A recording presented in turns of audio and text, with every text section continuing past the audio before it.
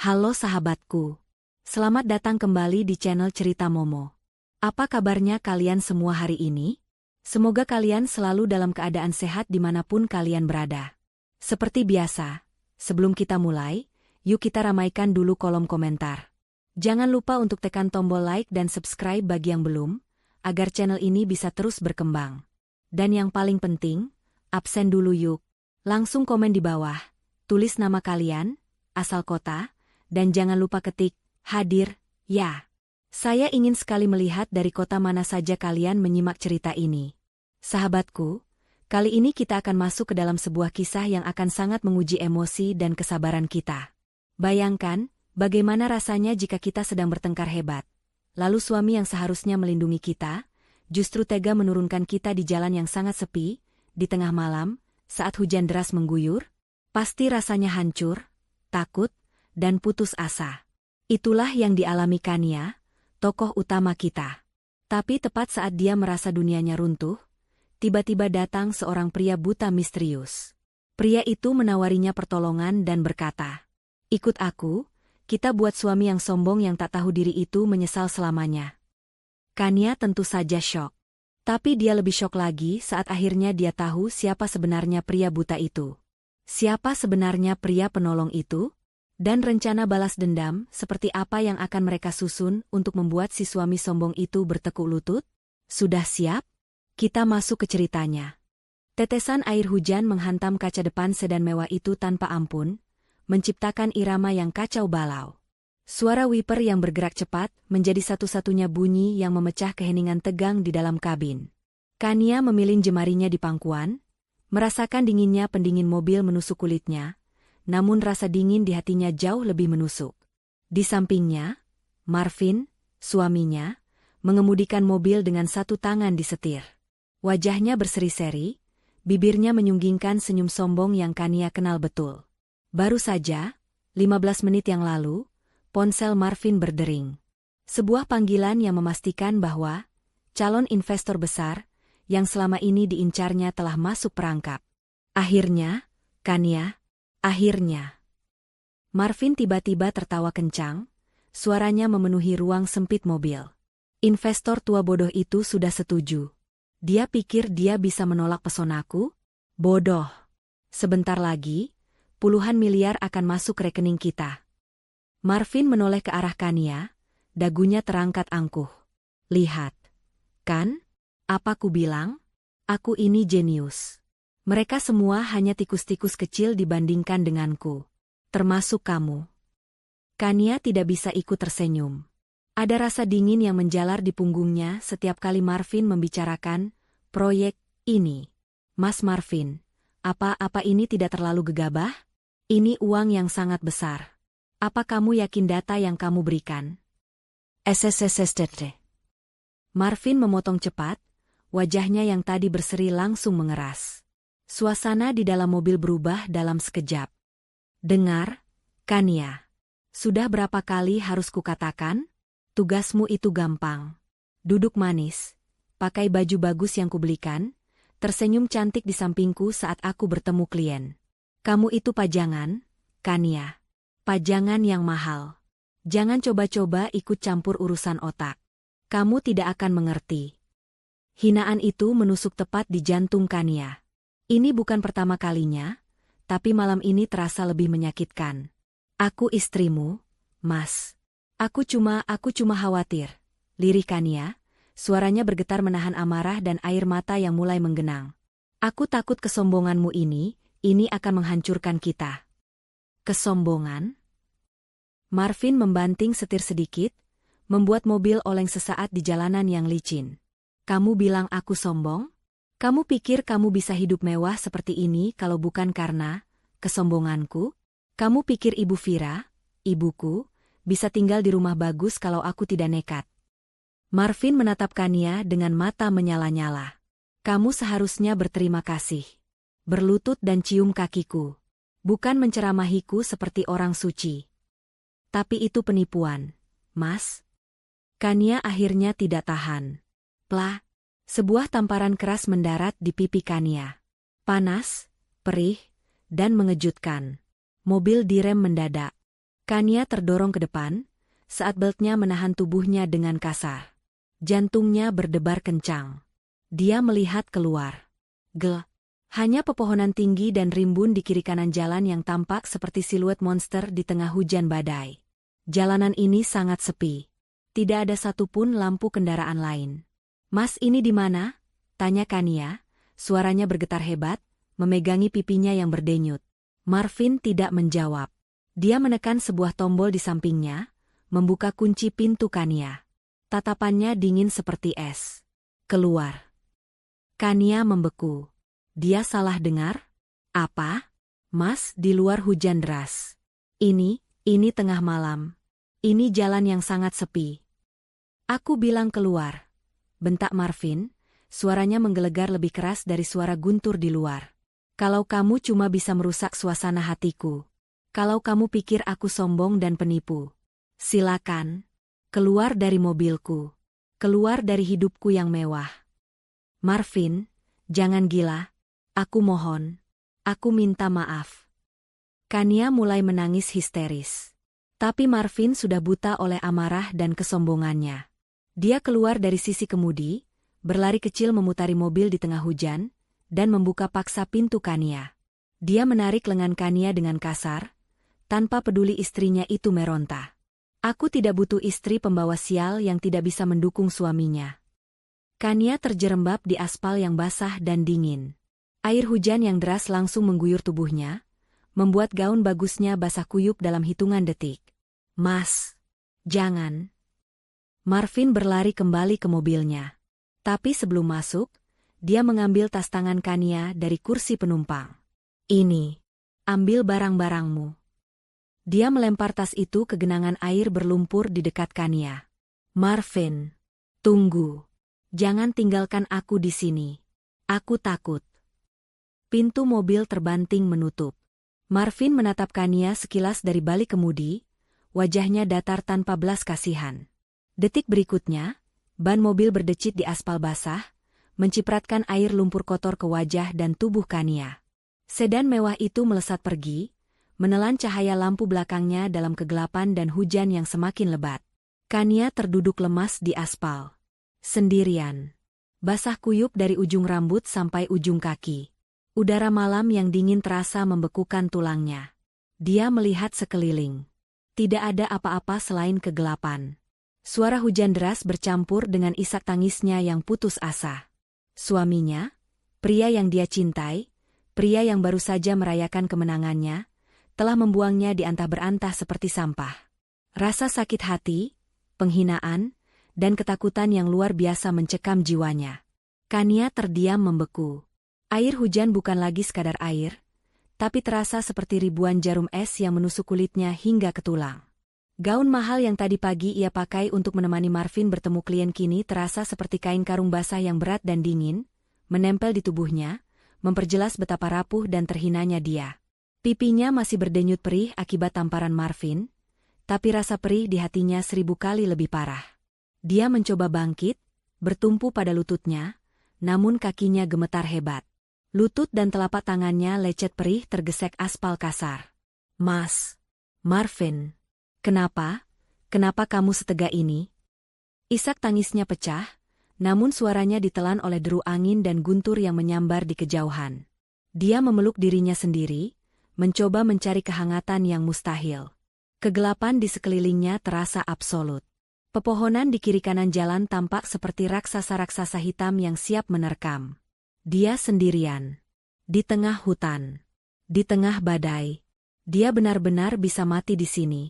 Entah karena kedinginan, atau dirampok, atau Kania tidak berani melanjutkan pikirannya. Ketakutan itu melumpuhkannya. Tiba-tiba, dia teringat tasnya. Tas yang dilempar Marvin ke genangan lumpur. Dengan sisa tenaga, Kania merangkak beberapa jengkal, meraih tas kulit mahalnya yang kini penuh noda. Tangannya yang gemetar merogoh ke dalam, mencari satu-satunya harapannya, ponsel. Dia menariknya keluar. Hatinya mencelos. Layarnya retak dan gelap total. Air hujan telah merusaknya. Dia tidak bisa menghubungi siapapun. Tidak ada ranti sahabatnya, tidak ada siapa-siapa. Dia benar-benar terputus dari dunia. Tangisnya kembali pecah. Kali ini lebih kencang, tangisan putus asa yang sesungguhnya.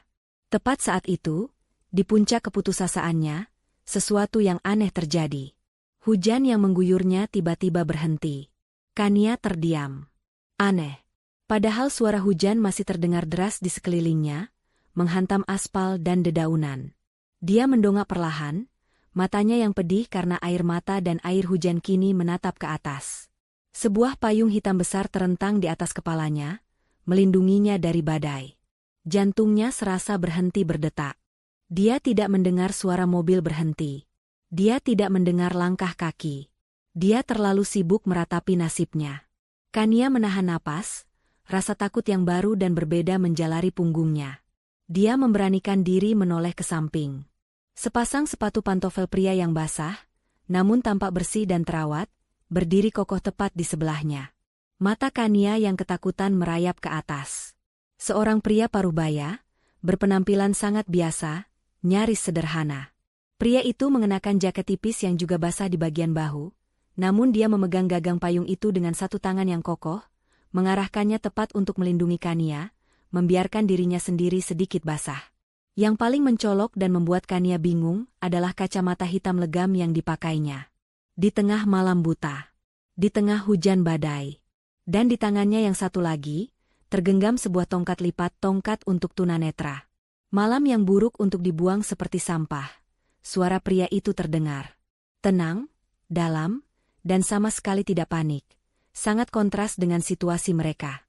Suaranya tidak menggelegar, tapi terdengar jelas di antara deru hujan. Kania terkesiap, refleks menggeser tubuhnya mundur di aspal yang basah. Si siapa Anda? Apa mau Anda? Tolong jangan sakiti saya. Saya tidak punya apa-apa. Pria itu tidak menoleh padanya. Wajahnya tetap lurus ke depan, ke arah jalanan gelap tempat mobil Marvin menghilang beberapa menit lalu. Suamimu, Marvin, bukan? Darah Kania serasa membeku. Jantungnya yang tadi berhenti, kini berdebar begitu kencang hingga terasa sakit. Bagaimana pria buta ini bisa tahu? Dia bahkan tidak ada di sini saat Marvin membuangnya. Pria sombong yang tak tahu diri, lanjut pria itu, nadanya masih datar, seolah sedang mengomentari cuaca, bukan mengomentari tragedi hidup seseorang. Kania menelan ludah. Rasa takutnya kini bercampur dengan kebingungan yang luar biasa. Bagaimana Anda tahu nama suami saya? Anda menguntit kami? Anda siapa? Apa Anda salah satu kliennya? Pria itu akhirnya sedikit memiringkan kepalanya, seolah sedang mendengarkan getaran suara Kania dengan lebih baik. Kacamata hitam itu memantulkan tetesan air hujan yang memercik dari payung. Aku tahu lebih banyak dari yang kau kira, Kania. Kania terperangah. Dia tahu namanya. Ini bukan kebetulan. Pria ini tahu segalanya. Kita tidak punya banyak waktu. Berdiri, perintah pria itu. Bukan perintah yang kasar, tapi tegas dan tak terbantahkan. Jalan ini berbahaya jika terlalu lama. Akan ada orang jahat yang lewat, atau mungkin binatang buas. Kania masih ragu. Ikut dengan orang asing? Pria buta misterius yang tahu segalanya di tengah malam? Ini gila. Saya tidak akan menyakitimu, kata pria itu lagi, seolah bisa membaca keraguan di dalam kepala Kania. Justru sebaliknya. Pria itu mengulurkan tangannya yang bebas, yang tidak memegang tongkat. Kania menatap tangan itu. Tangan yang bersih dan kokoh. Ikut aku. Pria itu menarik napas sejenak, lalu mengucapkan kalimat yang akan mengubah hidup Kania selamanya. Kita buat suami yang sombong yang tak tahu diri itu, menyesal selamanya. Kania terdiam. Kata-kata itu, menyesal selamanya. Kata-kata itu bergaung di benaknya, menyentuh titik terdalam dari rasa sakit hati dan penghinaan yang baru saja ditorehkan Marvin. Kemarahan yang dingin dan membara tiba-tiba mulai menggantikan rasa takutnya yang lumpuh. Dia menatap jalanan gelap di depan, lalu ke jalanan gelap di belakang. Mati kedinginan dan ketakutan di sini, atau mengambil risiko bersama pria misterius ini? Pria ini, entah siapa dia, setidaknya menawarkan sebuah tujuan. Dia adalah satu-satunya pelampung di tengah lautan badai ini. Pria itu sepertinya merasakan perubahan dalam diri Kania. Dia menurunkan tangannya karena Kania tidak kunjung menyambutnya. "Mobil saya menunggu di sana," katanya, menunjuk dengan dagunya ke arah belokan kecil yang tertutup semak-semak, sekitar 20 meter di depan mereka, yang Kania tidak sadari sebelumnya. Memang benar, ada siluet sebuah mobil sedan berwarna gelap yang lampunya mati, terparkir rapi seolah sedang bersembunyi. Kania menguatkan hatinya. Dia menggunakan sisa tenaganya untuk bangkit berdiri. Kakinya masih gemetar, gaunnya berlepotan lumpur. Anda janji tidak akan menyakiti saya?" "Waktu kita berjalan, Nak," jawab pria itu, kini sedikit lebih lembut. Kania memungut tasnya yang kotor dan memeluknya erat di dada. Dia tidak punya pilihan lain. Dia berjalan tertatih di bawah payung pria itu, melangkah menjauhi titik di mana dia dibuang, meninggalkan sisa-sisa harga dirinya yang hancur di aspal yang basah. Mereka sampai di mobil. Mobil itu tampak sangat biasa dari luar. Sedan hitam standar, jauh dari kemewahan mobil Marvin. Seorang pria lain duduk diam di kursi kemudi, wajahnya tidak terlihat jelas dalam kegelapan. Pria buta itu membukakan pintu belakang untuk Kania. "Masuklah." Di dalam hangat. Kania ragu untuk sepersekian detik, menatap wajah pria itu yang terhalang kacamata. Lalu, dia masuk. Di dalam, memang hangat dan kering. Pria buta itu kemudian masuk ke kursi penumpang depan. Dia tidak berkata apa-apa lagi. Sopir itu menyalakan mesin tanpa suara, lalu menyalakan lampu. Mobil bergerak pelan, keluar dari persembunyiannya dan kembali ke jalan raya. Kania melihat ke belakang melalui kaca jendela yang berembun. Dia melihat tempat dia dibuang tadi, yang kini kembali menjadi titik gelap dan sepi di tengah badai. Dia tidak tahu kemana dia akan dibawa. Dia tidak tahu siapa pria ini sebenarnya. Tapi satu hal yang dia tahu pasti, hidupnya, seperti yang dia kenal selama ini, baru saja berakhir. Dan sesuatu yang baru, sesuatu yang jauh lebih berbahaya dan tak terduga, baru saja dimulai. Keheningan di dalam mobil terasa lebih pekat daripada kegelapan di luar. Kania duduk di kursi belakang, memeluk dirinya sendiri. Penghangat ruangan di dalam mobil sedan itu perlahan mengeringkan pakaiannya yang basah, namun rasa dingin di tulangnya tak kunjung hilang. Dia mencuri pandang ke kursi depan. Pria buta misterius itu duduk tegak, diam 1000 bahasa.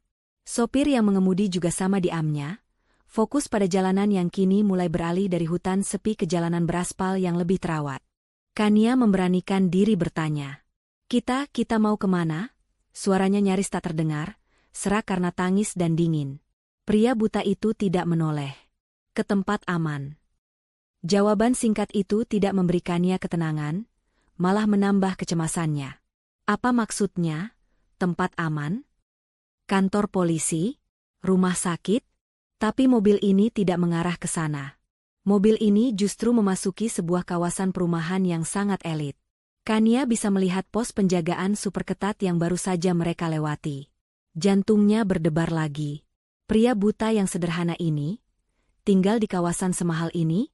Mobil berhenti bukan di sebuah rumah biasa, melainkan di depan bangunan yang lebih mirip paviliun tamu mewah, guest house privat yang sangat besar dan modern, tersembunyi di balik pagar tanaman yang tinggi dan rimbun. Sopir itu bergegas keluar, membukakan pintu untuk si pria buta, lalu membukakan pintu untuk Kania. Pria buta itu turun, tongkatnya mengetuk-ngetuk pelan di jalan setapak yang terbuat dari batu alam. "Ikuti saya." Kania melangkah keluar dengan ragu. Lumpur dari gaun dan sepatunya langsung mengotori batu alam yang bersih itu. Dia merasa malu dan kotor. Begitu pintu guest house terbuka, Kania terperangah. Interiornya luar biasa. Hangat, mewah, namun berselera tinggi. Jauh lebih megah daripada apartemennya dan Marvin. Seorang wanita parubaya berseragam, Bei Asih, langsung muncul, seolah sudah menunggu. "Bei, tolong siapkan kamar tamu utama," kata pria buta itu. Otoritas dalam suaranya begitu jelas. "Berikan ibu ini pakaian kering yang paling nyaman, apa saja yang ada. Dan siapkan minuman jahe hangat. Cepat." "Baik, Tuan," jawab Bei Asih, yang kemudian menatap Kania dengan tatapan iba bercampur profesional. "Mari, Bu." Silakan ikut saya. Kania seperti robot. Dia mengikuti Bei Asi ke sebuah kamar yang lebih besar dari ruang tamu di rumahnya. Kamar mandi marmer yang berkilauan, walk-in closet yang terisi pakaian-pakaian baru yang simpel namun mahal. Bei Asi menyerahkan handuk tebal, jubah mandi dari bahan kasmir yang lembut, dan satu set pakaian tidur dari sutra. Saya siapkan minumannya di ruang tengah, Bu. Kania mengunci pintu kamar mandi. Dia berdiri di bawah pancuran air panas, membiarkan air itu membasuh lumpur, membasuh dingin, dan mencoba membasuh penghinaan yang dia rasakan. Dia melihat pantulan dirinya di cermin besar yang beruap. Pipinya memar. Matanya bengkak. Rambutnya kusut. Dia terlihat hancur. Tapi di balik kehancuran itu, ada bara api baru yang mulai menyala. Bara kemarahan. Setelah berganti pakaian, dia keluar. Dia merasa sedikit lebih manusiawi, meski hatinya masih kacau. Dia berjalan ke ruang tengah yang megah, di mana perapian gas menyala lembut. Secangkir teh jahe hangat sudah menunggunya di meja. Dia baru saja akan duduk ketika pria itu kembali. Pria itu telah berganti pakaian. Jaketnya yang basah telah hilang, digantikan kemeja polo bersih berwarna gelap. Dia masih memakai kacamata hitam legamnya. Dia berjalan mendekat. Kania refleks berdiri, sedikit gemetar. "Duduklah, Kania," katanya. Lagi. Dia tahu namanya. "Siapa Anda sebenarnya?" tuntut Kania, suaranya sedikit lebih kuat sekarang. "Bagaimana Anda tahu nama saya? Bagaimana Anda tahu nama Marvin? Apa mau Anda? Anda bukan sekadar orang buta yang kebetulan lewat, kan?" Pria itu berdiri di depan perapian, membelakangi Kania sejenak. "Suamimu, dia adalah pria yang sangat bodoh. Dia pikir dia pintar, tapi dia hanya sombong. Dia punya berlian di rumah, tapi dia sibuk mencari kerikil di luar." "Jangan bicara tentang suami saya," potong Kania. "Meskipun dia baru saja membuangmu di jalanan seperti sampah," balas pria itu, nadanya tajam. Kania terdiam. Pria itu berbalik. Dia berjalan perlahan hingga berdiri tepat di depan Kania, hanya berjarak 1 meter. Kania bisa merasakan aura kekuasaan yang aneh menguar dari pria yang tidak bisa melihat ini. "Anda masih bertanya bagaimana saya tahu namamu," desah pria itu. "Padahal kau tidak bertanya, bagaimana saya tahu dia menipuku." Kania membeku. Apa maksud Anda?" Pria itu tersenyum tipis. Senyuman yang dingin. Matamu bengkak. Pipimu memar. Kania tersentak. "Bagaimana dia tahu? Anda?" "Kamu bingung," lanjut pria itu. "Bagaimana bisa seorang pria buta tahu detail seperti itu?" Pria itu mengangkat tangannya perlahan. Sangat perlahan. Jantung Kania berdebar begitu kencang seolah akan meledak dari dadanya. Tangan itu menyentuh bingkai kacamata hitam legamnya. Dan kemudian dia melepaskannya. Kania menahan napas. Dia siap melihat mata yang keruh, mata yang berkabut, atau bola mata yang rusak. Tapi yang dia lihat adalah sepasang mata yang paling tajam, paling jernih, dan paling cerdas yang pernah dia temui seumur hidupnya. Mata itu menatap lurus, menembus, langsung ke dalam jiwanya. Gelas. Cangkir teh jahe di tangan Kania terlepas dari genggamannya yang lemas. Cangkir itu jatuh ke karpet tebal yang mewah. Isinya tumpah, namun bunyinya nyaris tak terdengar. "Anda?" bisik Kania, tubuhnya gemetar hebat. Anda tidak buta." Pria itu menatapnya tanpa berkedip. "Tidak, Kania. Saya tidak buta. Tapi tongkat itu, kacamata itu, di jalan cara Anda berjalan?" Kania tergagap, otaknya tidak mampu memproses informasi ini. "Perlengkapan kerja," jawab pria itu dengan tenang.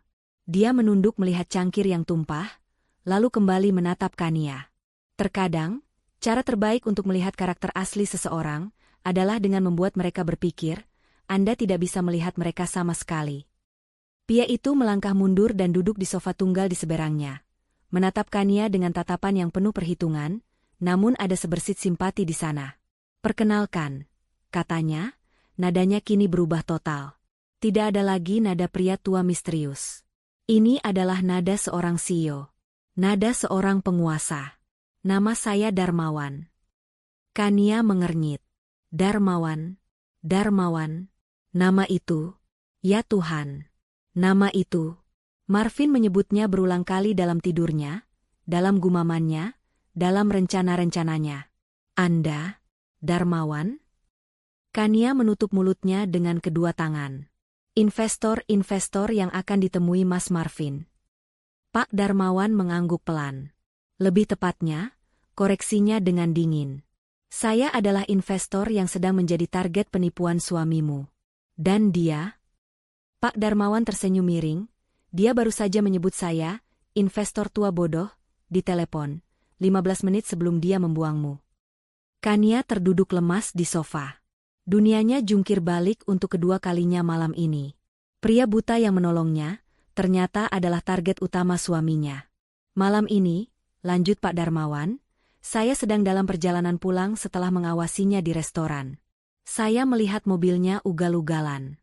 Saya menyuruh sopir saya mengikutinya. Dan saya melihat semuanya, Kania. Saya melihat penghinaan itu dengan kedua mata saya yang sangat jernih ini. Kania terduduk kaku di sofa mewah itu. Pikirannya berputar 1000 mil per jam, mencoba menyatukan kepingan-kepingan teka-teki yang baru saja dilemparkan ke pangkuannya. Pak Darmawan. Investor yang dikejar-kejar Marvin. Pria yang suaminya sebut, tua bodoh. Pria yang kini duduk di hadapannya dengan mata setajam elang. Pria yang baru saja menyelamatkannya setelah melihatnya dibuang seperti binatang. Semuanya terasa begitu surreal. Anda melihatnya? Bisik Kania, suaranya masih bergetar. Anda melihat Mas Marvin menampar saya? Dan meninggalkan saya? Saya melihat semuanya, jawab Pak Darmawan, nadanya datar namun syarat dengan ketegasan. Saya melihat arogansinya di restoran saat dia pikir berhasil meyakinkan tim saya. Dan saya melihat puncaknya malam ini. Saya katakan padamu, Kania, suamimu itu tidak hanya bodoh, dia juga ceroboh. Pak Darmawan bangkit dari kursinya, berjalan perlahan ke arah jendela besar yang menghadap ke taman yang basah oleh hujan. Dia berdiri membelakangi Kania sejenak. Proposal yang diajukan Marvin kepada saya, itu sampah.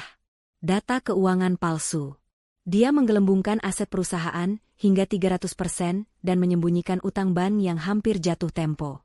Dia pikir saya tidak akan memeriksanya? Dia pikir saya membangun semua ini? Pak Darmawan menggerakkan tangannya, menunjuk ke kemewahan di sekelilingnya, dengan menjadi bodoh. Kania menelan ludah. Dia tahu Marvin nekat, tapi dia tidak tahu separah ini. Kenapa Anda memberitahu saya semua ini? Tanya Kania, ketakutan mulai merayapinya lagi. Apa dia akan dijebloskan ke penjara juga sebagai istri Marvin? Pak Darmawan berbalik. Tatapannya intens, seolah mengukur kedalaman jiwa Kania. Saya bisa saja langsung menghancurkannya. Menyerahkan bukti awal saya ke polisi dan melihatnya membusuk di penjara. Tapi itu terlalu mudah baginya. Dan itu tidak akan menyelesaikan masalah Anda. Dia berjalan mendekat, berhenti beberapa langkah di depan Kania. Saya punya prinsip, Kania. Saya benci penipu. Mereka merusak ekosistem bisnis yang sehat dengan kebohongan. Tapi ada satu hal yang lebih saya benci. Dia berhenti sejenak, membiarkan kata-katanya menggantung di udara. Saya lebih benci lagi pria yang menindas wanita. Terutama pria yang menggunakan kekuatannya untuk menghina istri yang seharusnya dia lindungi. Kata-kata itu menghantam Kania. Dia menatap Pak Darmawan, dan untuk pertama kalinya malam itu, dia tidak melihat ancaman. Dia melihat sekutu. Saya punya bukti-bukti dari luar. Lanjut Pak Darmawan, suaranya kembali ke nada bisnis. Proposal palsunya, rekaman pertemuannya dengan tim saya. Tapi untuk menjeratnya tanpa celah, saya butuh sesuatu dari dalam. Sesuatu yang hanya bisa diakses olehmu. Darah Kania serasa berhenti mengalir. Apa yang Anda ingin saya lakukan? Suamimu, kata Pak Darmawan sambil berjalan ke sebuah meja kerja di sudut ruangan. Dia pasti menyimpan data keuangan yang asli di suatu tempat. Laptop pribadinya, yang selalu dia bawa-bawa itu. Atau mungkin brankas rahasia di ruang kerjanya. Saya butuh bukti pembandingnya, Kania. Data asli yang dia sembunyikan, yang akan membuktikan 100% bahwa proposal yang dia berikan pada saya adalah kebohongan yang disengaja. Kania gemetar. Masuk ke ruang kerja Marvin, menyentuh laptopnya. Itu adalah area terlarang. Marvin akan membunuhnya jika tahu. Tapi bayangan tamparan Marvin, suara mobilnya yang melesat pergi di tengah hujan, dan rasa dingin yang membekukan di jalanan tadi, kembali membakar hatinya. Penghinaan itu? Apa yang akan terjadi padanya jika saya membantu Anda? Tanya Kania, suaranya kini lebih mantap. Dia akan mendapatkan hukuman yang setimpal. Penjara. Kebangkrutan. Kehancuran total, jawab Pak Darmawan tanpa basa-basi. Dan kamu akan bebas. Bebas. Satu kata itu bergema di benak Kania. Bebas dari hinaan. Bebas dari rasa takut. Bebas dari pria yang telah mengubahnya dari wanita cerdas menjadi pajangan yang tak berharga. Didorong oleh rasa sakit hati dan penghinaan yang sudah diubun-ubun, Kania mengangkat wajahnya. Pipinya mungkin memar, tapi matanya kini menyala dengan resolusi baru. Saya akan bantu Bapak. Katakan, apa yang harus saya lakukan? Senyum tipis, nyaris tak terlihat, tersungging di bibir Pak Darmawan. Saya tahu Anda wanita cerdas. Kania. Marvin meremehkanmu, itu kesalahan terbesarnya. Dia membuka laci meja kerjanya dan mengeluarkan dua benda kecil. Satu adalah sebuah flash disk berwarna hitam polos. Satunya lagi adalah sebuah bros kecil berbentuk daun yang cantik. Ini bukan flash disk biasa, jelas Pak Darmawan, menyerahkannya pada Kania. Ini alat penyalin data berkecepatan tinggi. Saat Marvin lengah, kamu hanya perlu mencolokkannya ke laptopnya. Tidak perlu membuka file apapun. Tekan tombol kecil di sampingnya 3 kali. Dia akan menyalin semua data tersembunyi, termasuk yang sudah dihapus, dalam waktu kurang dari 5 menit. Lalu dia mengambil bros itu. Dan ini perekam audio dan video definisi tinggi. Sematkan di pakaianmu di rumah. Saat kamu berbicara dengannya. Saat dia menelepon Ibu Vira, ibunya. Saat dia mungkin membuka brankasnya.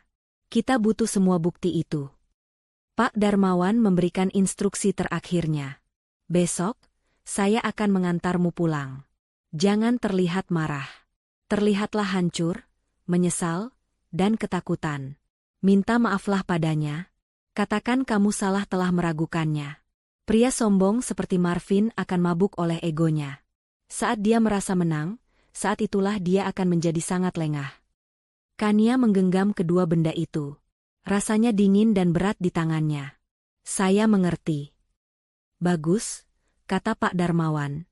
Sekarang, istirahatlah. Besok perangmu yang sesungguhnya dimulai. Matahari pagi menembus awan kelabu sisa badai semalam. Sebuah sedan hitam biasa berhenti di tikungan jalan, sekitar 100 meter dari lobi apartemen penthouse mewah tempat Kania tinggal. Kania tidak diantar sampai depan. Itu adalah bagian dari rencana Pak Darmawan untuk menghindari kecurigaan sekecil apapun. Anda yakin siap, Kania? Suara Pak Darmawan terdengar tenang dari airpitch kecil yang tersembunyi di telinga Kania, tersamar oleh rambutnya yang sengaja dibiarkan tergerai kusut. Kania menatap gedung tinggi di depannya. Gedung yang selama ini dia anggap sebagai rumah, namun semalam terasa seperti penjara yang membuangnya. Saya siap, desisnya pelan. Dia sudah berganti pakaian. Tim Pak Darmawan menyediakan pakaian ganti yang mirip dengan miliknya, namun tampak kusam dan sedikit lembab. Pipinya yang sembab dan sisa memar kebiruan di pipinya adalah riasan terbaik untuk perannya pagi ini. Dia juga telah memasang bros perekam kecil berbentuk daun di balik rah pakaiannya, tersembunyi namun siaga. Dia melangkah keluar dari mobil. Setiap langkah menuju lobi terasa berat. Ini adalah panggungnya. Dia bukan lagi Kania sang korban yang menangis di jalanan. Dia adalah Kania sang aktris, yang akan memainkan peran terpenting dalam hidupnya. Dia menempelkan keycardnya di lift privat. Jantungnya berdebar kencang, bukan karena takut pada Marvin, tapi takut gagal dalam misinya. Denting. Pintu lift terbuka, langsung di dalam unit penthouse mereka. Suasana di dalam ruangan terasa tegang. Dan di sana, di tengah ruang tamu, berdirilah Marvin. Dia jelas tidak tidur. Kemeja yang ia kenakan semalam kini kusut masih, rambutnya acak-acakan, dan matanya merah. Dia mondar-mandir seperti singa dalam kandang. Begitu pintu lift terbuka dan Kania melangkah keluar dengan tertatih, mata Marvin langsung menyipit tajam. Kemarahan murni terpancar dari wajahnya. "Beraninya kamu kembali," bentak Marvin, suaranya menggelegar di ruangan yang sunyi. "Dari mana saja kamu?" "Hah? Pergi ke polisi? Mengadu pada sahabatmu? Kamu pikir aku takut?" Dia jelas cemas semalaman, bukan cemas akan keselamatan Kania, tapi cemas jika Kania merusak rencananya. Kania, persis seperti yang telah dilatihnya dalam hati semalaman, langsung menunjukkan reaksi yang diharapkan Marvin. Dia tersentak hebat mendengar bentakan itu, bahunya merosot seolah-olah jiwanya telah patah. Dia tidak mengucapkan sepatah kata pun. Dia hanya berjalan maju beberapa langkah, kakinya sengaja diseret seolah tak bertenaga. Lalu, di depan Marvin yang masih memasang kuda-kuda untuk marah lebih lanjut, Kania melakukan sesuatu yang tak terduga. Bro, dia menjatuhkan dirinya. Bersimpuh di lantai marmer yang dingin, tepat di kaki Marvin. Marvin tertegun. Kania mengangkat kedua tangannya, mencengkeram erat ujung celana bahan mahal suaminya. Kepalanya tertunduk dalam. Bahunya berguncang hebat. Mas Marvin, maafkan aku, isaknya. Tangisan ini tulus. Namun bukan tangisan penyesalan, melainkan tangisan kemarahan yang disalurkan. "Aku minta maaf, Mas. Aku salah. Aku salah sudah melawanmu. Aku kedinginan, aku takut sekali semalam." Keheningan melanda. Marvin menatap puncak kepala istrinya yang berguncang. Dia mengharapkan perlawanan, teriakan, atau mungkin ancaman. Dia tidak mengharapkan penyerahan diri total seperti ini. Perlahan, sangat perlahan wajah Marvin yang tegang mulai mengendur. Matanya yang marah kini berubah menjadi meremehkan. Senyum miring yang penuh kemenangan tersungging di bibirnya. Dia telah menang. Dia telah mematahkannya. "Bagus," desis Marvin, suaranya rendah dan penuh kepuasan. Dia menarik kakinya dengan kasar dari cengkeraman Kania, membuat istrinya itu nyaris tersungkur ke depan. "Bagus kalau kamu akhirnya tahu diri. Bagus kalau kamu akhirnya sadar di mana posisimu yang sebenarnya." Marvin berjongkok di depan Kania, posturnya mengintimidasi. Dengan kasar, dia menjambak rambut Kania, memaksa istrinya mendongak untuk menatapnya. Matanya menatap tajam ke mata Kania yang basah air mata. "Lihat aku," perintahnya. "Sakit, kan rasanya dibuang? Itu pelajaranmu. Jangan pernah lagi, kamu berani meragukanku, atau membantah satu kata pun yang keluar dari mulutku. Paham?" Rasa sakit di kulit kepalanya menjalar, tapi Kania menahannya. Dia menatap mata suaminya, menunjukkan ketakutan yang murni di permukaannya. Iya, Mas. Paham," lirihnya, suaranya bergetar. "Aku paham. Maafkan aku. Kamu benar, Mas. Kamu selalu benar. Aku yang bodoh. Aku tidak akan pernah melawanmu lagi." Marvin tertawa. Tawa yang keras, sombong, dan melegakan. Dia melepaskan jambakannya dengan kasar. Dia berdiri, merasa seperti dewa.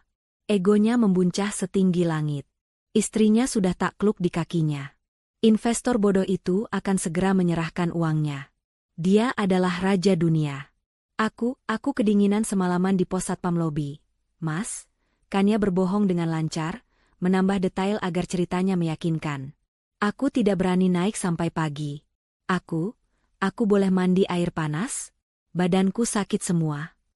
"Terserah," bentak Marvin, nadanya kini lebih santai, lebih meremehkan. Dia sudah menang, jadi dia bermurah hati. "Cepat bersihkan dirimu. Kamu bau seperti anjing basah. Setelah itu, buatkan aku kopi. Kopi terenak yang kamu punya. Mengerti? Aku harus menelepon Ibu Vira. Memberinya kabar baik soal proyek besarku." "Itu dia," batin Kania. Pancingannya termakan. Marvin berjalan angkuh ke arah balkon, merogoh saku mengambil ponselnya, punggungnya menghadap Kania. Dia tidak lagi menganggap istrinya sebagai ancaman. Dia tidak lagi peduli. Di matanya, Kania sudah hancur. Kania bangkit perlahan. Kakinya gemetar, tapi kali ini karena adrenalin yang memuncak. Saat dia berjalan tertatih menuju kamar tidur, matanya melirik ke sofa. Dan di sanalah letak kesalahan fatal Marvin. Tas kerja suaminya. Tergeletak di sofa, tidak ditutup rapat. Di sebelahnya, tergeletak laptop pribadi Marvin, sedang diisi daya di meja kopi. Marvin benar-benar sudah lengah. Dia terlalu sibuk merayakan kemenangannya yang palsu. Dia tidak sadar, wanita yang dia anggap sebagai pajangan, yang baru saja dia hancurkan, kini memiliki senjata untuk menghancurkannya kembali. Kania menunduk, menyembunyikan senyum tipis yang dingin di bibirnya. Kania menutup pintu kamar mandi, menguncinya. Suara air yang menyembur dari pancuran, seolah menutupi suara detak jantungnya sendiri yang berdebar-debar seperti genderang perang. Dia menatap pantulan dirinya di cermin. Mata yang sembab, pipi yang masih sedikit membiru. Tapi tatapan matanya sudah berbeda. Bukan lagi tatapan istri penurut yang ketakutan. Ini adalah tatapan seorang prajurit yang sedang menyusun strategi. Dia menyentuh bros daun kecil yang tersemat di balik kerah pakaian tidurnya. Alat itu merekam segalanya. Hinaan Marvin. Tawa arogannya. Pengakuannya bahwa Kania sudah jinak. Semua itu adalah amunisi. Setelah beberapa menit, dia keluar dari kamar mandi, sudah segar dan berganti pakaian rumah yang sederhana. Dia sengaja memilih pakaian yang paling tidak menarik. Perannya hari ini adalah sebagai bayangan. Di ruang tamu, Marvin sedang menelepon seseorang. Kania tidak perlu menebak siapa. Suara tawa Ibu Vira yang melengking terdengar samar-samar dari seberang, bahkan dari jarak beberapa meter. Hahaha, iya, Ibu. Tentu saja aku berhasil. Marvin berbicara dengan suara keras, penuh kesombongan, sengaja agar Kania mendengar. Investor tua itu sudah masuk perangkap. Sebentar lagi kita akan pesta besar. Bu, Ibu mau apartemen baru lagi di mana? Sebut saja. Kania merasakan empedu naik ke tenggorokannya. Apartemen lagi? Marvin melirik ke arah Kania yang berdiri kaku di dekat dapur. Dia menutup speaker ponselnya sejenak. Apa kamu lihat? Buatkan aku kopi.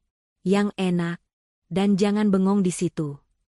Lalu dia kembali tertawa ke telepon. Oh, Kania? Dia aman, Bu.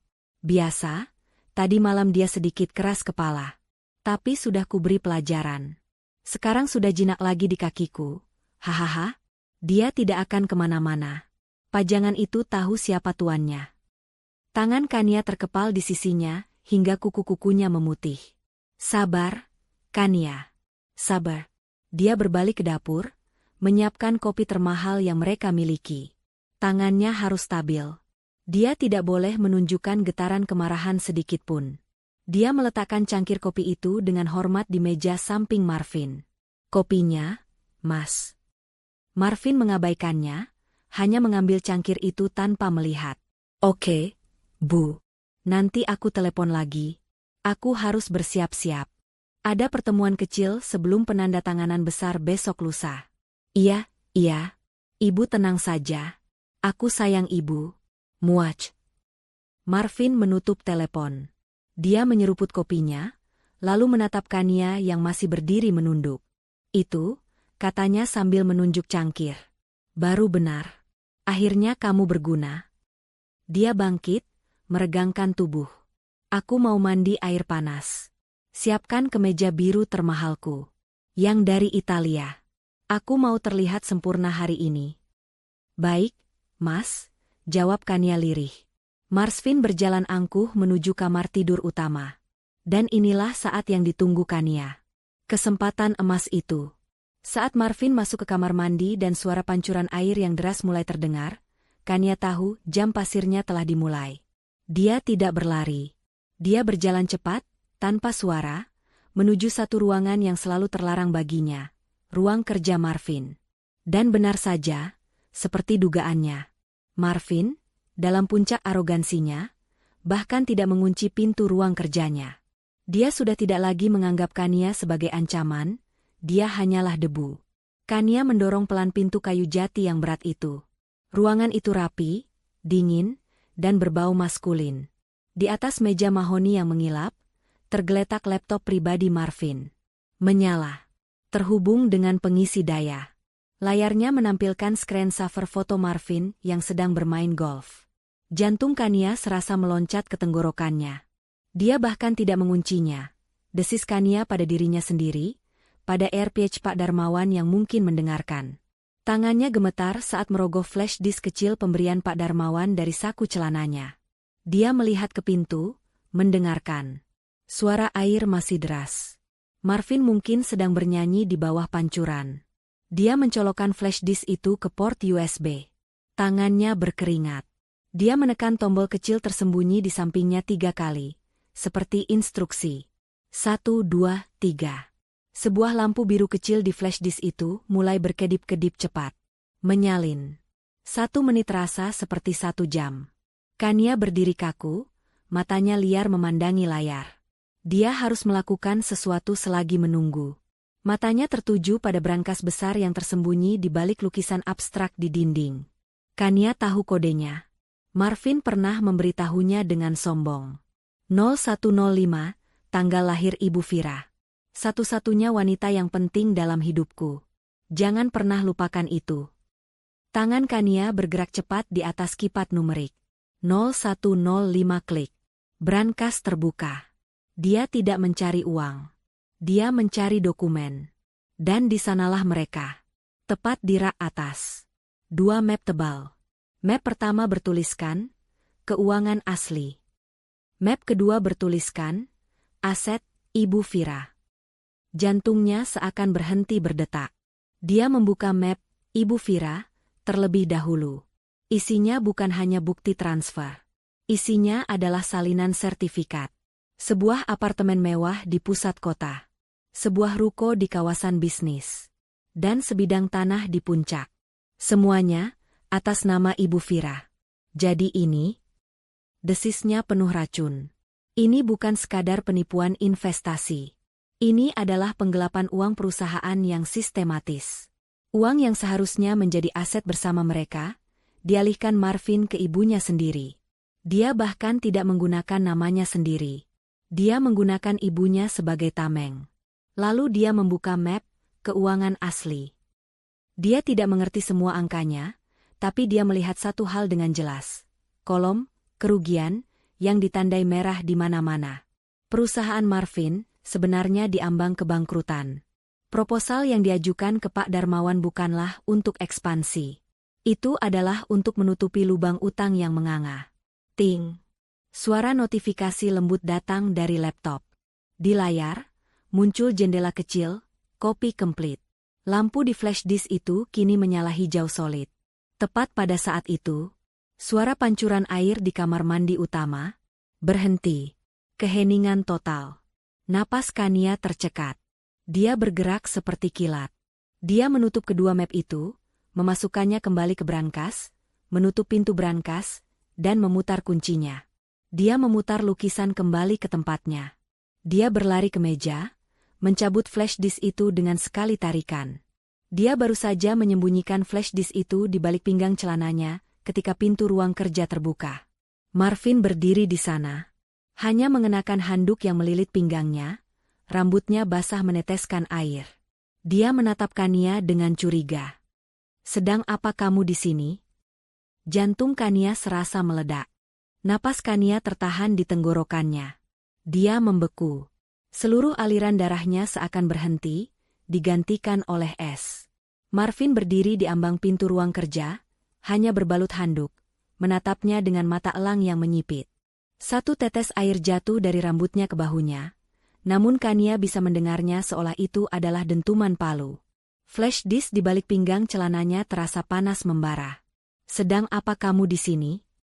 Suara Marvin rendah, dingin, dan penuh kecurigaan. Kesombongannya tadi lenyap seketika, digantikan oleh insting predator yang mencium sesuatu yang salah. Kania harus berpikir dalam sepersekian detik. Dia tidak boleh gemetar. Dia tidak boleh terlihat bersalah. Dia harus kembali menjadi istri, jinak, yang bodoh.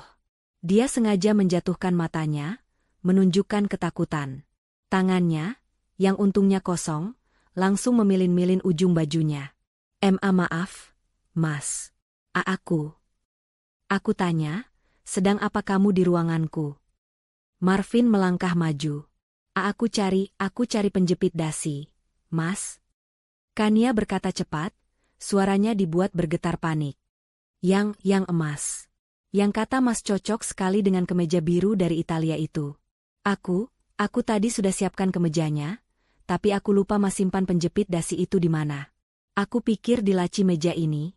Maaf, Mas, aku cuma mau melayani Mas dengan baik. Aku tidak mau Mas marah lagi. Alasan itu sempurna. Alasan itu memosisikan Kania sebagai pelayan yang bodoh, bukan sebagai ancaman. Alasan itu menyanjung egonya, penjepit dasi emas, kemeja Italia. Marvin berhenti melangkah. Matanya masih menatap tajam, memindai Kania dari atas ke bawah, lalu ke meja kerjanya. Laptop masih menyala. Brankas tertutup rapat di balik lukisan. Tidak ada yang terlihat salah. Kecurigaannya perlahan mereda, digantikan oleh rasa jijik yang biasa. Bodoh, desisnya. Penjepit dasi itu ada di kotak jam tanganku. Bukan di sini. Sudah kubilang jangan pernah masuk ruanganku tanpa izinku. Otakmu di mana? Dia meraih lengan Kania dengan kasar, menariknya keluar dari ruangan. Pergi. Siapkan kemejaku. Dan jangan pernah menyentuh apapun di ruang kerja ini lagi. Mengerti? Iya, Mas. Mengerti. Maafkan aku, Mas. Kania menunduk dalam-dalam, menyembunyikan kelegaan yang luar biasa besar di matanya. Dia ditarik keluar dan Marvin membanting pintu ruang kerja itu hingga tertutup. Kania bersandar di dinding koridor, kakinya lemas nyaris tak bisa berdiri. Dia berhasil. Flash disk berisi semua kebusukan Marvin kini aman bersamanya. Sisa pagi itu Kania habiskan dengan menjadi pelayan yang sempurna. Menyiapkan kemeja, menyemir sepatu, membuatkan sarapan kedua. Marvin, setelah insiden kecil di ruang kerja tadi, kembali ke mode sombongnya. Dia sudah melupakan kecurigaannya, terlalu sibuk membayangkan puluhan miliar yang akan datang. Kesempatan kedua Kania datang saat makan siang. Mas, katanya dengan suara sepelan mungkin. Stok kopi kesukaan Mas yang dari luar negeri itu, tinggal sedikit. Apa boleh aku ke supermarket di bawah untuk membelinya? Supaya besok pagi Mas tetap bisa minum. Marvin, yang sedang sibuk di laptopnya, laptop yang sama sekali tidak dia curigai baru saja diperkosa datanya, mendengus. Repot sekali. Ya sudah, pergi. Jangan lama-lama. Dan jangan coba-coba menelepon siapapun. Aku tahu apa yang kamu lakukan. Dia melempar beberapa lembar uang ratusan ribu ke meja. Baik, Mas. Terima kasih, Mas. Kania bergegas pergi. Tujuannya bukan supermarket. Di lobi basement apartemen, di sudut yang sepi dekat pintu keluar darurat, Ranti, sahabatnya, sudah menunggu. Wajah Ranti pucat karena cemas. Kania, ya Tuhan, kamu tidak apa-apa. Ranti langsung memeluknya. Aku tidak apa-apa. Tidak ada waktu, Kania melepaskan pelukan itu. Dengan gerakan cepat, dia menyerahkan flash disk hitam kecil itu dan bros daun yang dari tadi tersemat di bajunya. Ini, semua ada di sini. Keuangan asli, bukti transfer ke Ibu Vira, dan rekaman semua hinaan Marvin pagi ini. Tolong, Ran. Berikan ini ke tim Pak Darmawan. Pasti, Ranti menggenggam benda-benda itu erat. Pak Darmawan sudah menyiapkan segalanya. Timnya menunggu di seberang jalan. Kania, setelah ini, apa kamu yakin? Aku yakin, jawab Kania, matanya berkilat dingin. Aku mau dia hancur sehancur-hancurnya. Kania kembali ke atas, membawa kantong belanjaan berisi kopi mahal sebagai alibi. Sisa hari itu berjalan lambat menyiksa. Sore harinya, saat Kania sedang menyiapkan makan malam, ponsel Marvin berdering nyaring di ruang tengah. Kania mengintip dari dapur. Marvin mengangkatnya dengan gaya angkuh. Ya, halo? Kania melihat perubahan di wajah suaminya. Wajah itu menegang, lalu pecah menjadi senyum euforia terbesar yang pernah Kania lihat. Benarkah? Ya, tentu saja. Marvin tertawa terbahak-bahak. Investor utama? Sangat terkesan? Tentu saja. Saya bilang juga apa? Visi saya jelas. Marvin mondar-mandir, dadanya membusung. Lusa? Penandatanganan final? Jam 10 pagi di kantor Darmawan Group? Catat. Saya pasti akan ke sana. Ini berita terbaik dalam hidup saya. Terima kasih. Terima kasih. Marvin menutup telepon. Dia berteriak kencang. Yes. Dia berlari ke arah Kania di dapur, tapi tidak untuk memeluknya.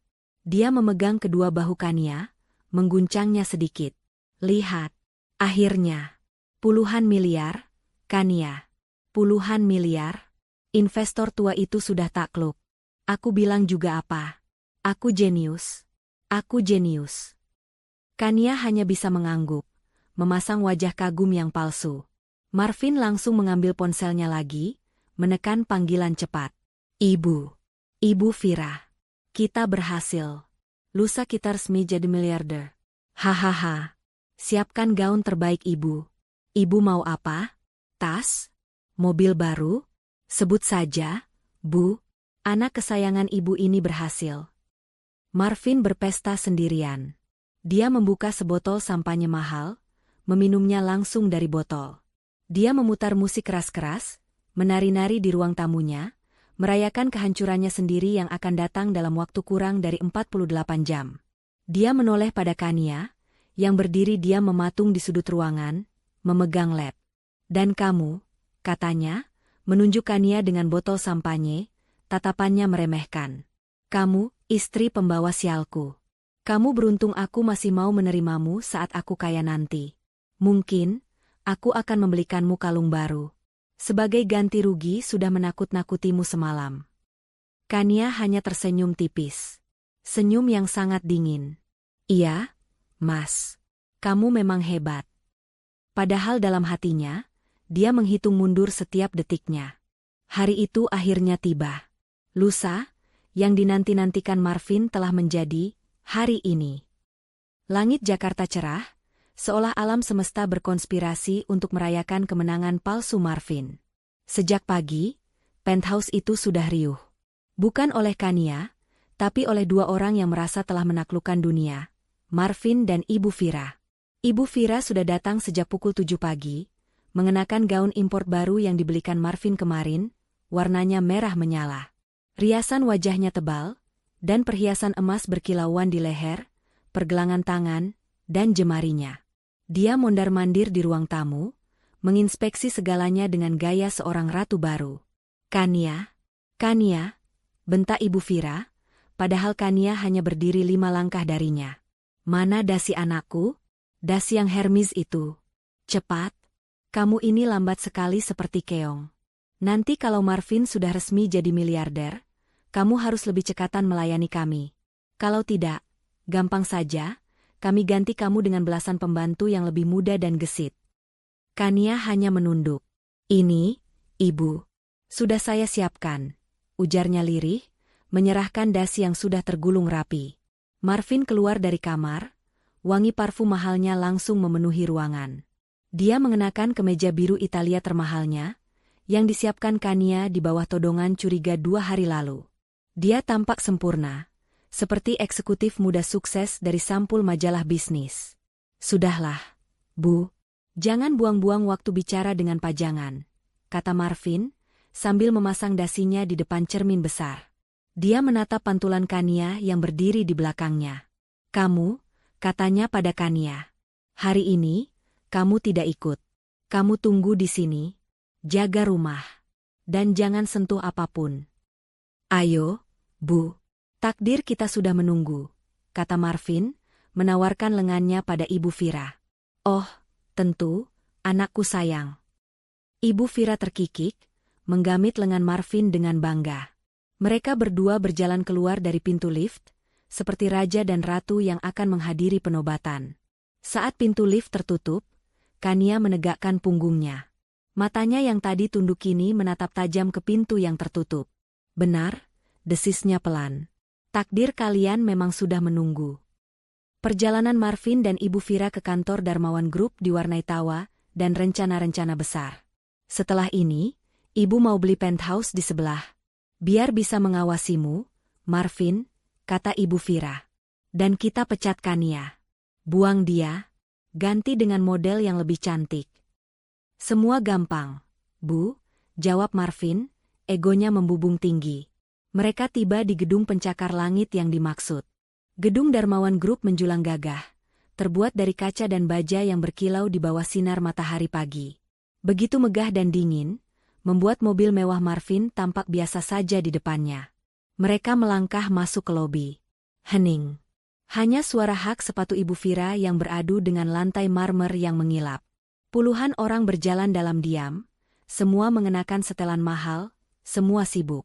Atmosfernya sangat berbeda dari perusahaan rintisan Marvin yang kacau. Di sini, semuanya presisi. Selamat pagi. Kami ada janji dengan Pak Darmawan. Penandatanganan final, kata Marvin pada resepsionis dengan suara yang dibuat berwibawa. Resepsionis cantik itu tersenyum tipis. Ah, ya.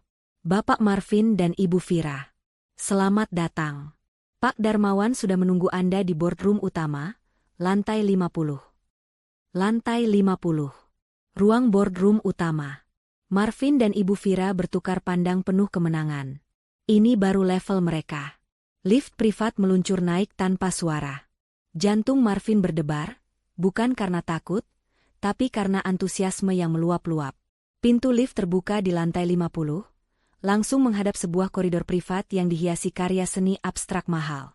Seorang asisten telah menunggu dan mengantar mereka ke sebuah pintu kayu raksasa setinggi 2 kali lipat tubuh mereka. Pintu itu didorong pelan, terbuka tanpa suara. Di baliknya, terbentang sebuah ruangan yang luar biasa. Satu sisi dindingnya adalah kaca, menyuguhkan pemandangan seluruh kota Jakarta dari ketinggian. Di tengah ruangan, sebuah meja rapat dari kayu hitam solid yang sangat panjang terbentang. Beberapa orang berpenampilan serius, para pengacara, Kania menduga, sudah duduk di sisi meja. Dan di ujung meja, di kursi pimpinan yang paling besar, seseorang duduk membelakangi mereka, menatap keluar jendela. Selamat pagi.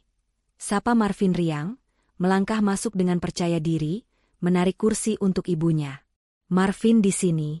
Siap untuk hari besar ini. Maaf, apa? Pak Darmawan sudah hadir. Kursi pimpinan di ujung meja itu berputar.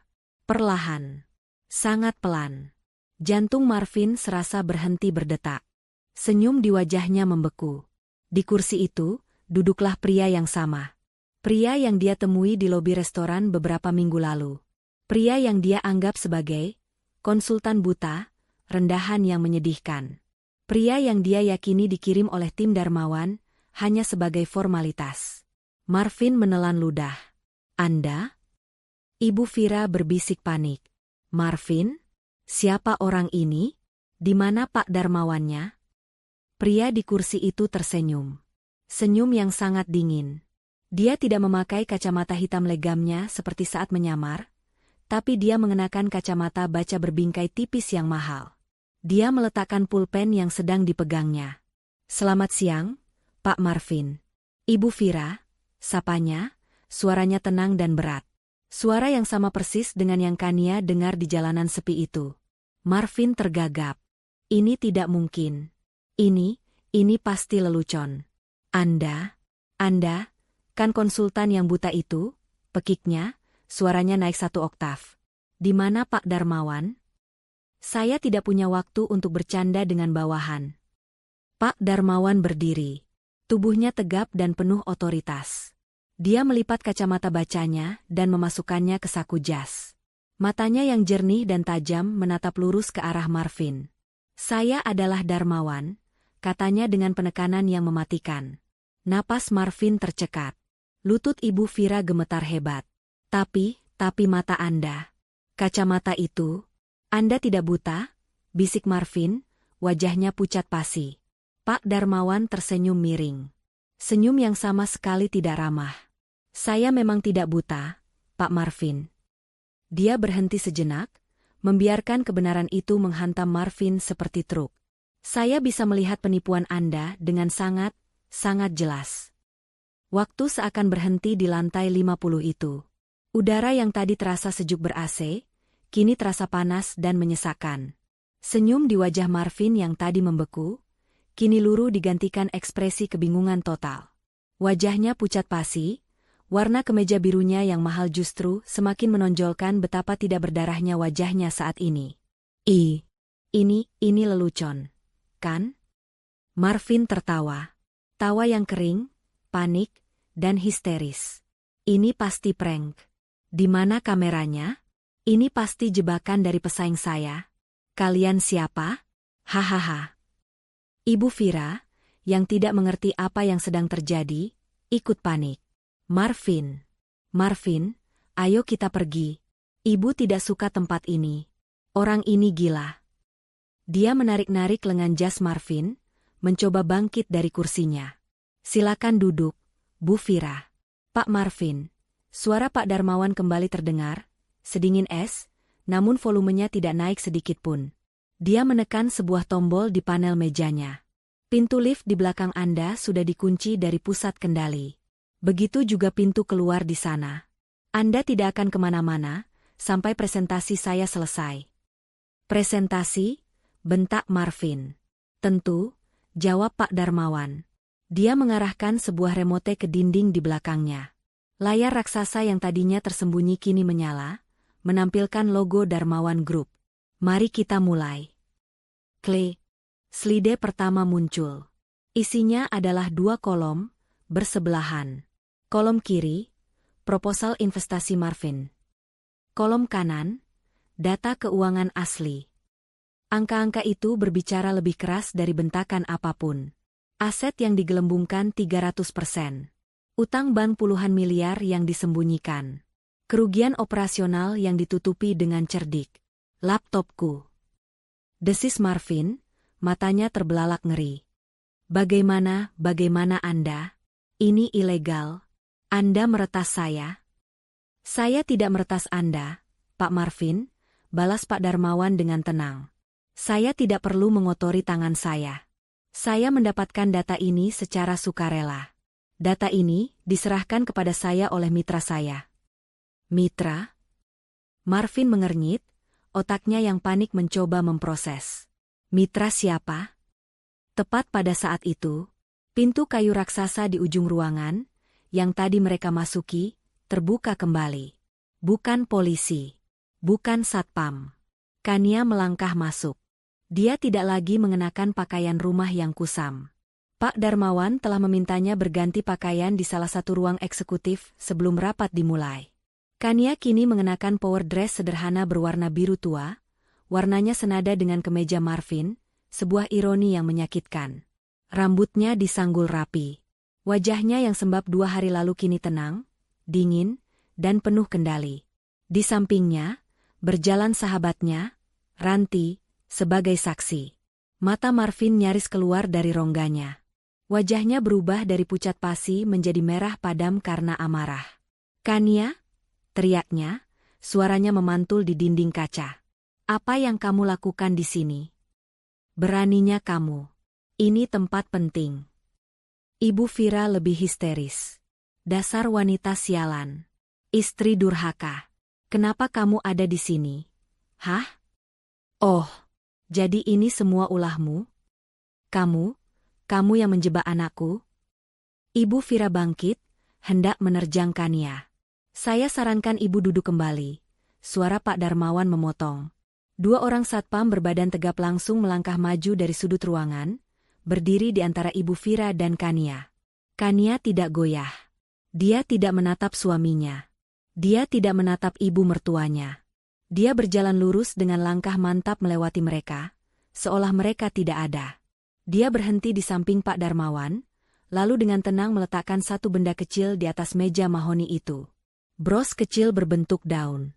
Marvin mengenali bros itu. Itu bros murahan yang sering dipakai Kania di rumah. Apa-apaan ini? Pak Darmawan mengambil bros itu. Terima kasih, Kania. Alat rekamnya berfungsi dengan sempurna. Pak Darmawan kembali menekan tombol di panelnya. Suara audio memenuhi ruangan. Bukan musik. Tapi suara Marvin. Iya, Bu. Biasa, tadi malam dia sedikit keras kepala. Tapi sudah kuberi pelajaran. Sekarang sudah jinak lagi di kakiku. Hahaha, pajangan itu tahu siapa tuannya. Marvin membeku. Ibu Vira menutup mulutnya. Klik. Suara rekaman lain. Ibu Vira. Kita berhasil. Lusa kita resmi jadi miliarder. Ibu mau apartemen baru lagi di mana? Sebut saja. Pak Darmawan menghentikan rekaman itu. Ruangan kembali hening. Apartemen lagi? Tanyanya dengan nada ingin tahu yang pura-pura. Dia menekan remotenya sekali lagi. Layar di dinding berganti. Bukan lagi data keuangan. Kini isinya adalah salinan sertifikat. Foto-foto apartemen mewah. Salinan akta jual beli ruko. Ini. Pak Darmawan menunjuk ke layar. Adalah bukti penggelapan dana perusahaan Pak Marvin. Yang menarik, semuanya dialihkan ke aset atas nama Ibu Vira. Mata Ibu Vira membelalak. Ini adalah rahasia terbesarnya dengan Marvin. Anda tidak hanya menipu saya, Pak Marvin, lanjut Pak Darmawan, suaranya kini menajam. Anda merampok perusahaan Anda sendiri. Anda menipu istri Anda. Dan Anda menggunakan ibu Anda sebagai perisai hukum. Tidak. Itu bohong. Semua itu bohong. Ibu Vira menjerit histeris. Itu semua hadiah dari anakku. Hadiah untuk ibunya tercinta. Hadiah dari uang haram? Potong Kania. Itu adalah kata-kata pertama yang Kania ucapkan di ruangan itu. Suaranya dingin, mantap, dan menusuk. Marvin akhirnya meledak. Dia sudah tidak peduli dengan uang. Harga dirinya hancur. Kamu. Dia menunjuk Kania, jarinya gemetar hebat. Kamu ular. Kamu menjebakku. Setelah semua yang kuberikan padamu. Memberikanku? Kania tertawa. Tawa yang getir. Kamu memberiku tamparan. Kamu memberiku hinaan. Kamu membuangku di jalanan. Kamu bilang aku, pajangan. Kamu salah, Marvin. Pajangan ini? Kania menunjuk matanya sendiri. Bisa melihat. Dan saya? Pak Darmawan menimpali, menunjuk matanya sendiri. Juga bisa melihat. Selama ini saya menyamar, hanya untuk melihat karakter asli Anda. Dan Anda menunjukkannya dengan sempurna. Marvin menggeram seperti binatang yang terluka. Dia melihat sekeliling. Para pengacara. Kania. Ranti. Pak Darmawan. Dia sudah terkepung. Pada saat itulah, pintu lain di sisi ruangan, bukan pintu masuk tadi, terbuka. 3 orang pria berwajah serius masuk. 2 mengenakan seragam polisi lengkap, 1 lagi mengenakan batik, jelas dari unit kejahatan finansial. Pak Marvin. Ibu Vira, kata Pak Darmawan, nadanya kini final. Anda ditahan atas tuduhan percobaan penipuan skala besar, pemalsuan dokumen, dan penggelapan dana perusahaan. Polisi itu melangkah maju. Pak Marvin, mohon ulurkan tangan Anda. Tidak. Lepaskan aku. Kalian tidak tahu siapa saya. Marvin meronta. Ibu Vira tidak meronta. Saat polisi mendekatinya, matanya terpejam. Tubuhnya limbung. Dia pingsan di lantai marmer yang dingin. Tapi tidak ada yang peduli. Polisi tetap memborgol Marvin yang berteriak-teriak. Pandangan terakhir Marvin, sebelum diseret keluar, tertuju pada Kania. Tatapan penuh kebencian yang murni dan janji balas dendam. Tapi Kania tidak gentar. Dia hanya menatap balik dengan dingin, sampai suaminya itu menghilang di balik pintu. Keheningan di boardroom lantai 50 itu terasa menusuk telinga setelah pintu tertutup, membawa pergi teriakan-teriakan histeris Marvin dan Ibu Vira. Kania masih berdiri kaku di samping meja mahoni yang dingin. Adrenalin yang selama 48 jam terakhir memompanya kini surut drastis, meninggalkan getaran halus di kedua tangannya. Ranti, sahabatnya, segera menghampiri dan menggenggam tangannya erat. Sudah berakhir, kan? Semuanya sudah berakhir, bisik Ranti, mencoba menyalurkan kekuatan. Kania menatap Pak Darmawan, yang sedang dengan tenang merapikan beberapa dokumen di mejanya, seolah baru saja menyelesaikan rapat bisnis biasa, bukan menjebloskan 2 orang ke penjara. Tim hukum saya akan mengurus sisanya, kata Pak Darmawan, nadanya kembali profesional. Termasuk proses gugatan cerai Anda, Kania. Mereka akan memastikan Anda mendapatkan apa yang menjadi hak Anda, terpisah dari aset haram Marvin. Proses hukumnya memang cepat. Dengan Marvin dan Ibu Vira ditahan, dan bukti tak terbantahkan, data keuangan asli dari flash disk Kania dan rekaman audio, gugatan cerai Kania dikabulkan Verstek. Berkat tim pengacara Pak Darmawan, Kania berhasil membuktikan bahwa Marvin telah melakukan penggelapan aset bersama secara sistematis. Semua aset yang dibeli atas nama Ibu Vira, yang berasal dari dana perusahaan, disita oleh bank dan negara untuk menutupi kerugian. Kania tidak mendapatkan kekayaan Marvin, karena memang tidak ada kekayaan yang tersisa selain tumpukan utang. Tapi dia mendapatkan sesuatu yang jauh lebih berharga, kebebasannya. Dia keluar dari pernikahan itu persis seperti saat dia masuk, hanya membawa martabat dan aset pribadinya, yang selama ini selalu diremehkan oleh Marvin. 2 minggu setelah putusan cerai resmi berkekuatan hukum, Kania menerima sebuah undangan. Bukan panggilan pengadilan. Bukan surat tagihan. Sebuah undangan elegan untuk minum teh di kantor Pak Darmawan. Kali ini, dia tidak diantar ke boardroom yang dingin. Dia diantar ke kantor pribadi Pak Darmawan di lantai teratas. Ruangan itu sangat berbeda. Hangat, dipenuhi rak buku tebal, karya seni yang menenangkan, dan pemandangan taman di atap gedung. Pak Darmawan tidak duduk di kursi kuasanya. Dia berdiri di dekat jendela, menatap taman, persis seperti bayangan Kania tentang pria itu saat pertama kali mereka bertemu di guest house. Silakan duduk, Kania, sapanya, suaranya kini terdengar ramah, nyaris kebapakan. Saya tidak akan menawari Anda jahe hangat, tapi teh di sini cukup enak. Kania duduk. Dia bukan lagi wanita ketakutan yang mengenakan jubah mandi kasmir pinjaman. Dia adalah dirinya sendiri. Saya kesini untuk mengucapkan terima kasih, Pak. Untuk segalanya, Anda tidak hanya menyelamatkan saya malam itu, Anda memberi saya hidup saya kembali. Pak Darmawan berbalik. Dia tersenyum tulus. Saya yang harus berterima kasih, Kania. Anda menyelamatkan perusahaan saya dari kerugian puluhan miliar. Tapi di luar itu, Anda mengkonfirmasi sesuatu yang saya yakini seumur hidup. Integritas adalah aset yang paling mahal. Dia duduk di sofa yang berhadapan dengan Kania. Suamimu mantan suamimu. Koreksinya, selalu menyebutmu, pajangan. Dia benar-benar bodoh. Dia memiliki berlian murni di rumahnya, tapi dia sibuk mencoba menjual batu kerikil palsu di luar. Pak Darmawan mencondongkan tubuhnya sedikit.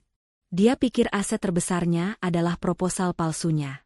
Padahal aset terbesarnya adalah Anda, Kania. Kecerdasan Anda, ketenangan Anda, integritas Anda. Aset yang dia sia-siakan, dia hina, dan akhirnya dia buang di jalanan. Kata-kata itu. Itulah validasi yang Kania butuhkan. Bukan pujian atas kecantikannya, bukan pengakuan atas status sosialnya, tapi pengakuan atas dirinya. Tim saya melakukan riset kecil, lanjut Pak Darmawan, mengubah topik. Tentang Anda. Sebelum Anda menikah dengan Marvin, Anda adalah analis keuangan junior terbaik di firma Anda. Lulusan cum laude. Marvin yang meminta Anda berhenti bekerja setelah menikah, bukan? Kania mengangguk. Dia bilang, tidak pantas seorang istri bekerja. Dia bilang tugas saya adalah melayaninya. Sampah, desis Pak Darmawan pelan. Saya benci menyia-nyiakan bakat. Dan bakat Anda, Kania, terlalu berharga untuk disia-siakan di dapur. Dia mengambil sebuah map tipis dari meja di sampingnya. Saya tidak menawari Anda ini karena kasihan. Saya tidak memberi Anda amal. Saya menawari Anda ini karena saya seorang pebisnis yang serakah. Dan saya serakah akan orang-orang terbaik. Dia menyerahkan map itu pada Kania. Isinya adalah surat penawaran kerja. Manajer analisis risiko dan kepatuhan. Di salah satu anak perusahaan utama saya, jelas Pak Darmawan. Gajinya sesuai kualifikasi Anda. Pekerjaannya menuntut, stresnya tinggi, dan saya tidak mentolerir kesalahan. Ini bukan hadiah, Kania. Ini tantangan. Mata Kania berkaca-kaca saat membaca detail tawaran itu. Ini adalah impiannya sebelum Marvin mematikannya. Dia mengangkat wajahnya. Air mata itu tidak jatuh. Kapan saya bisa mulai? 6 bulan kemudian. Sebuah apartemen yang lebih kecil, namun cerah dan hangat, diisi dengan buku dan tanaman hijau. Kania menyesap kopinya di balkon kecilnya. Pukul 7 pagi. Dia tidak lagi menyiapkan kopi untuk pria sombong. Dia menyiapkannya untuk dirinya sendiri. Di Darmawan Group, Kania dikenal sebagai Nyonya S. Bukan karena dingin, tapi karena ketenangannya. Analisisnya tajam, integritasnya tidak bisa dibeli. Dia memimpin timnya sendiri. Dia dihormati. Dia didengarkan. Malam itu, saat di jalanan sepi di tengah hujan, Kania pikir hidupnya telah berakhir. Dia tidak tahu, saat Marvin mendorongnya keluar dari mobil, Marvin tidak sedang membuangnya. Marvin sedang melepaskannya. Kania tidak lagi membutuhkan mahkota berlian palsu yang dibelikan Marvin. Dia telah menempa mahkotanya sendiri. Mahkota yang terbuat dari baja integritas, kemandirian, dan harga diri yang tak ternilai harganya.